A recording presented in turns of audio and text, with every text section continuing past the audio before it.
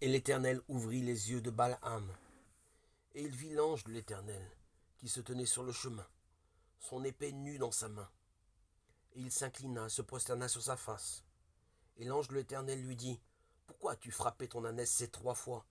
Voici, moi, je suis sorti pour m'opposer à toi, car ton chemin est pervers devant moi. » Nombre 22, 31-32. Balaam est le premier des faux prophètes mentionnés dans l'Écriture. Il avait connu le vrai Dieu, qu'il avait averti de ne pas aller avec les messagers de Balak, roi de Moab. Mais il y est allé quand même, car il s'attendait à ce que le roi le récompense beaucoup s'il maudissait Israël.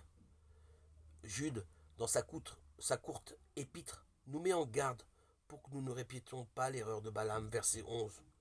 Dieu est pour son peuple, il protège les siens, même contre des ennemis dont ils n'ont aucune conscience. Quel Dieu merveilleux nous avons! 3 fois l'ange de l'Éternel a barré le chemin de Balaam. 2 fois son ânesse a réussi à éviter l'ange.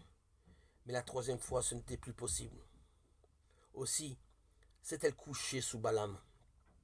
Chaque fois il l'a frappé. La 3e fois l'Éternel a donné à l'ânesse la capacité de parler à Balaam pour lui faire des reproches. L'ange a alors permis à Balaam de poursuivre sa route.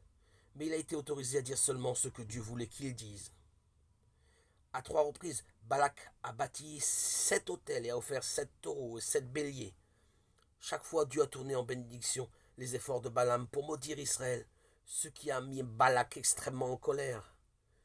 Dieu a utilisé ce méchant prophète qui recherchait des pratiques magiques occultes contre Israël pour proférer de merveilleuses prophéties concernant ce peuple, à la fois quant au présent et quant à son avenir, en proclamant même le règne futur du Seigneur Jésus.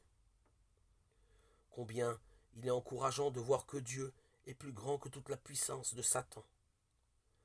En dépit de l'histoire de rébellion d'Israël, Dieu a protégé son peuple, même quand il a dû le châtier. Les hommes méchants ou les esprits méchants ne peuvent pas non plus empêcher Dieu de bénir aujourd'hui les siens, comme il l'a prévu.